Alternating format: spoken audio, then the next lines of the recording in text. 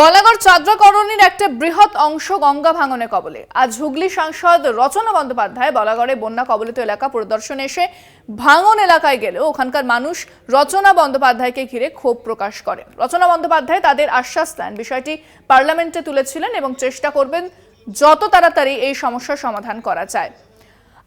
এর পাশাপাশি কিন্তু আমরা জানি যে আরো একটা যে পরিস্থিতি সেটা পশ্চিম মেদিনীপুরে বন্যা পরিস্থিতি নিয়ে হাইকোর্টে মামলা দায়েরের আবেদন। প্রধান বিচারপতি ডিভিশন বেঞ্চে দৃষ্টি আকর্ষণ মামলা দায়েরের অনুমতি প্রধান বিচারপতির। আগামীকাল শুনানির সম্ভাবনা। বন্যা পরিস্থিতি নিয়ে হাইকোর্টে মামলা দায়েরের আবেদন, প্রধান বিচারপতি ডিভিশন বেঞ্চে দৃষ্টি আকর্ষণ, আগামীকাল শুনানির সম্ভাবনা।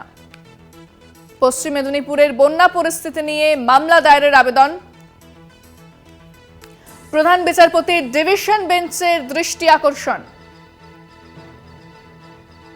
মামলা দায়েরের অনুমতি প্রধান বিচারপতির। আগামীকাল শুনানির সম্ভাবনা।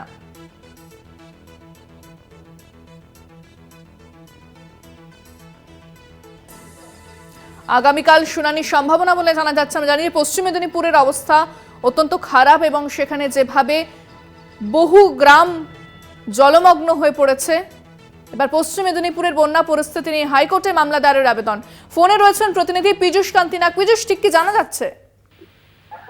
দেখো, গতকাল পূর্ব মেদিনীপুর নিয়ে একটি জনস্বার্থ মামলা দায়ের হয়েছে। আজকে পশ্চিম মেদিনীপুর, হাওড়া ও হুগলি এই তিনটি বিষয় নিয়ে প্রধান বিচারপতি ডিভিশন বেঞ্চের দৃষ্টি আকর্ষণ করে বলা হয় যে সেইখানকার মানুষ সঠিকভাবে তারা ত্রাণ পাচ্ছেন না, তারা দুর্দশাগ্রস্ত অবস্থায় রয়েছে।